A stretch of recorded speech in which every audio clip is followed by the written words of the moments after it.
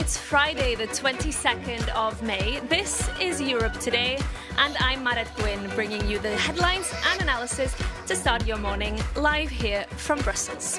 Coming up today, after the EU downgraded its economic growth forecast and warned of a sharp rise in inflation yesterday, the EU's economy chief, Valdis Dombrovskis, tells this programme the EU will not ease sanctions on Russia as the US and the UK have done to cushion the energy crisis caused by the Iran war.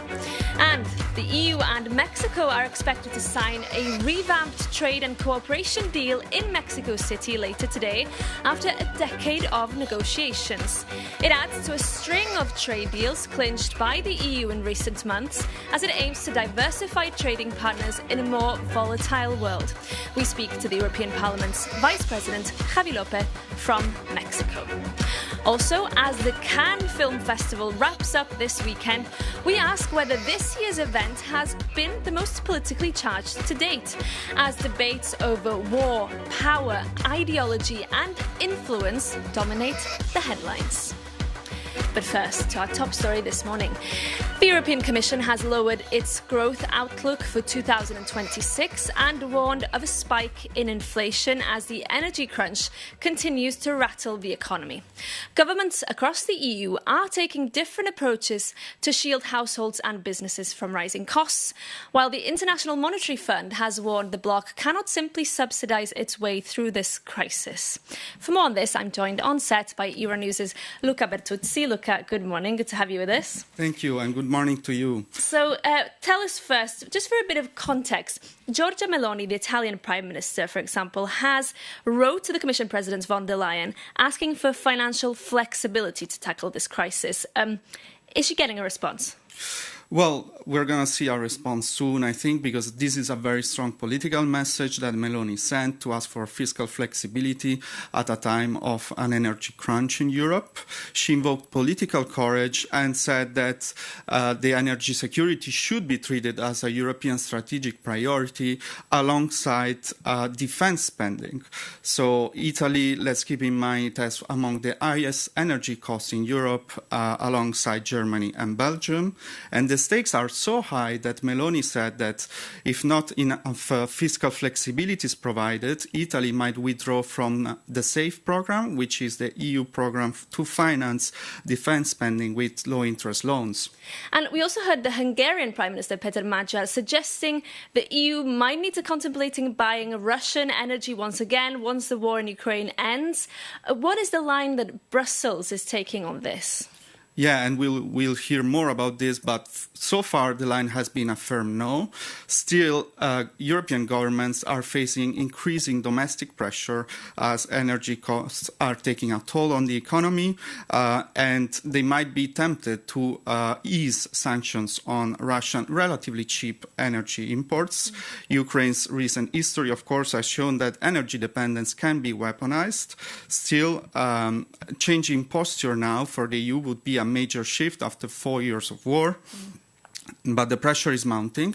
We saw this week that the UK government has sparked a public backlash when it appeared to issue a waiver on sanctions for Russian gas and oil. London described it as a miscommunication, but it's clear that the energy crisis is also biting the UK economy.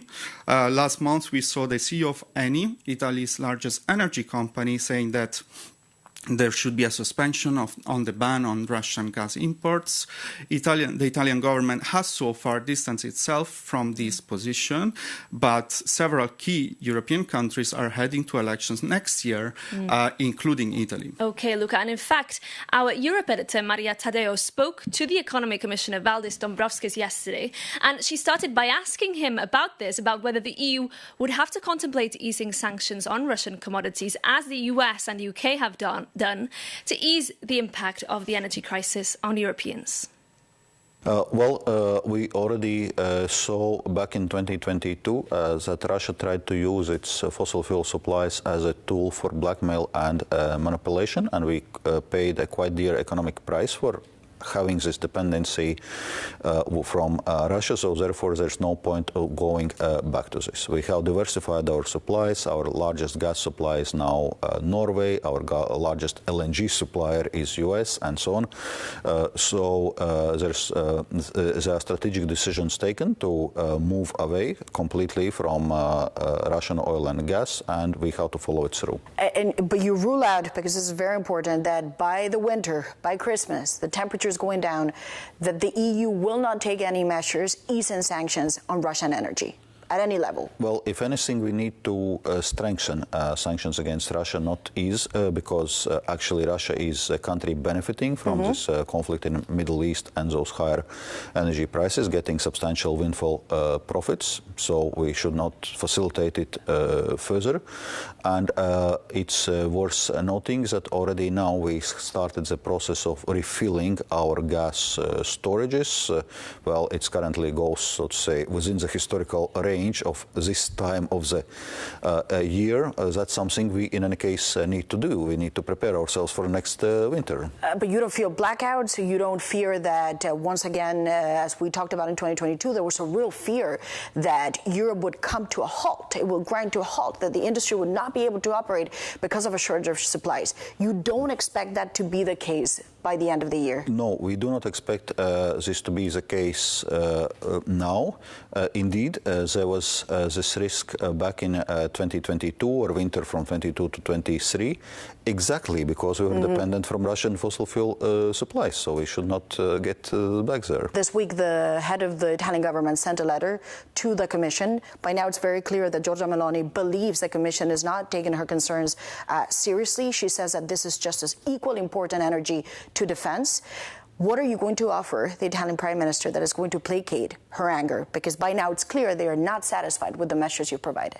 We are obviously now looking at policy options and also our fiscal policy response. But as a main message in case remains that the support measures need to be temporary and targeted. The ones which are not sustaining or increasing demand for fossil fuels.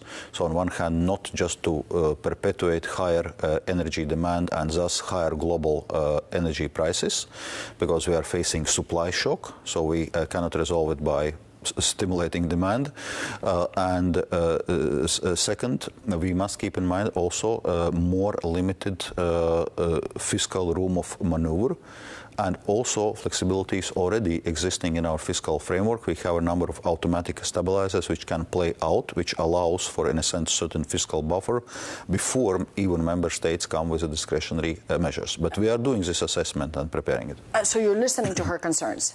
Well, we certainly are listening to the concerns of member states and looking appropriate policy response. That was the European Commissioner for the Economy, Valdis Dombrovskis, speaking to Maria Tadeu. Now, moving on, Hungarian Prime Minister Péter Magyar is pushing to revive the so-called Visegrad or V4 group, which brings together Poland, Slovakia, the Czech Republic and Hungary. Magyar has even pitched expanding the group. Jakub Janis tells us more. Péter Magyar's first official foreign trip to Poland wrapped up yesterday. And now, when the diplomatic dust is settling, all eyes are now on the sudden resurrection of the group called Visegrad 4. And if you are a bit unsure what this shift actually means for Europe, or even what the group is about, let's break it down together. The V4 was set up in the early 1990s to guide these post-communist neighbors into the West. But beyond geography, Poland, Czechia, Slovakia and Hungary are bound by the same massive Central European automotive and manufacturing supply chains. But also a shared goal to protect billions in EU cohesion funding. And their most significant political impact came over 10 years ago in 2015, when their coordinated resistance forced Brussels to abandon mandatory migration quotas. And what's interesting, this is no longer the poor relation of Western Europe. Central Europe enters this new chapter with economic strength.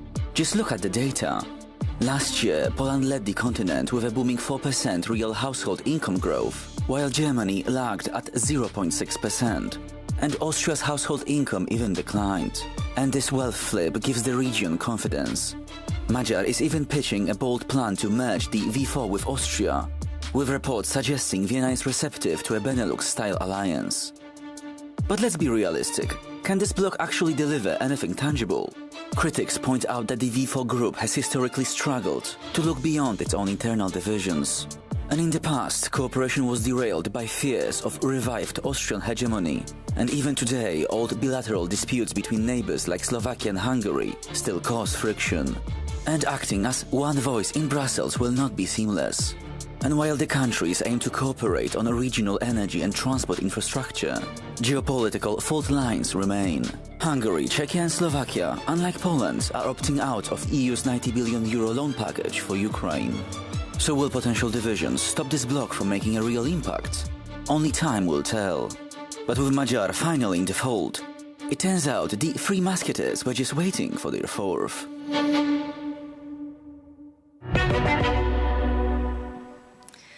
Now, for more on this, I'm joined by our Hungarian correspondent, Sándor Síros. Sándor, good to see you.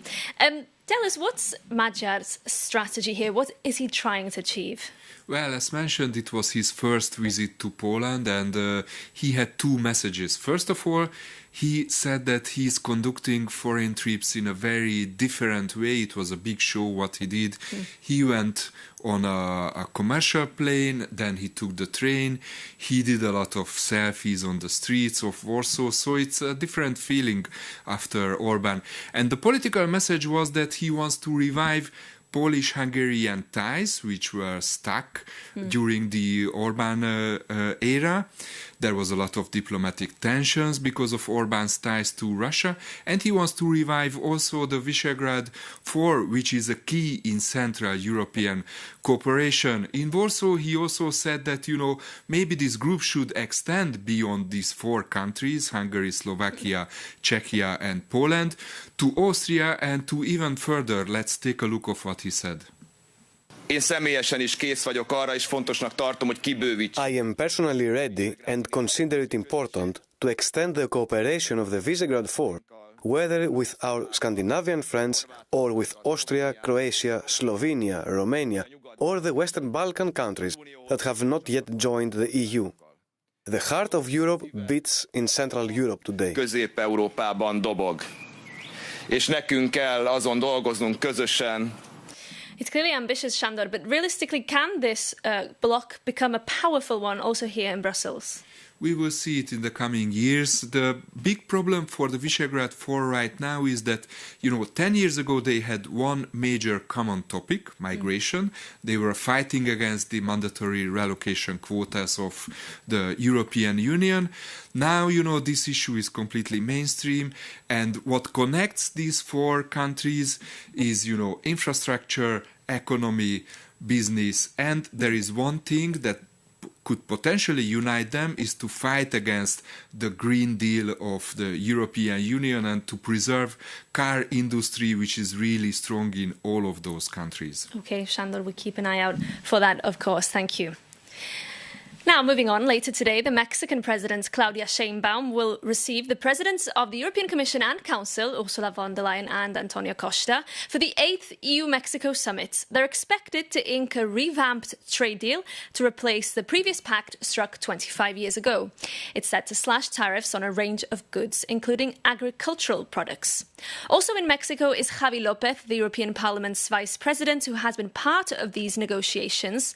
I spoke to him in an interview and started by asking him what the deal offers for both sides.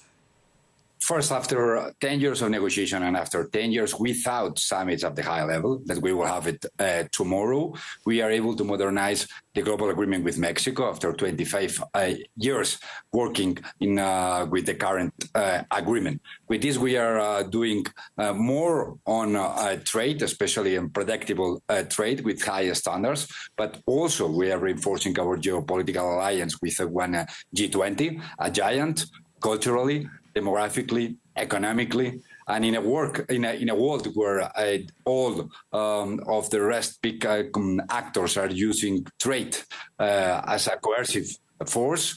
We are working for predictable trade agreements. So is it fair to say this agreement is more than anything a reaction against the unpredictability, perhaps, of Trump's America? We know both Mexico and the EU have been targeted by aggressive trade policies from the US.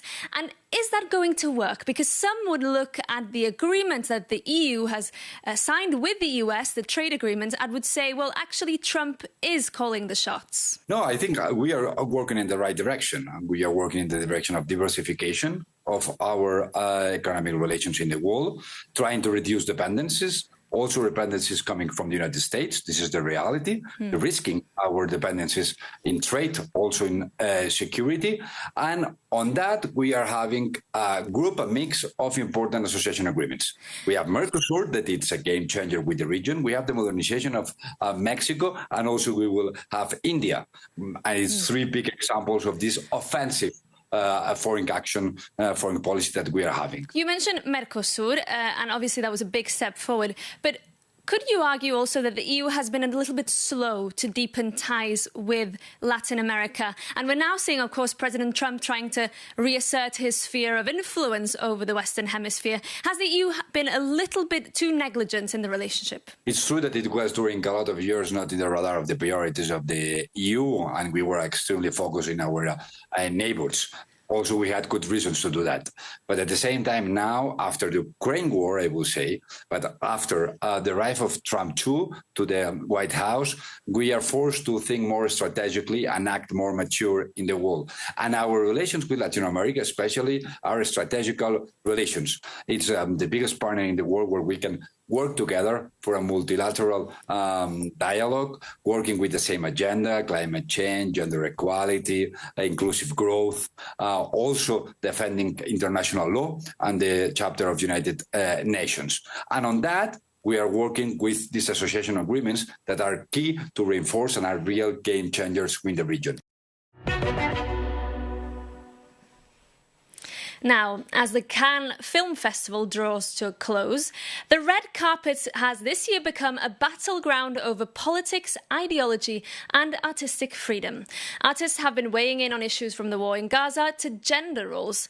A feud has also erupted over the influence of conservative billionaire Vincent Bolloré over Canal+, French cinema's biggest funder.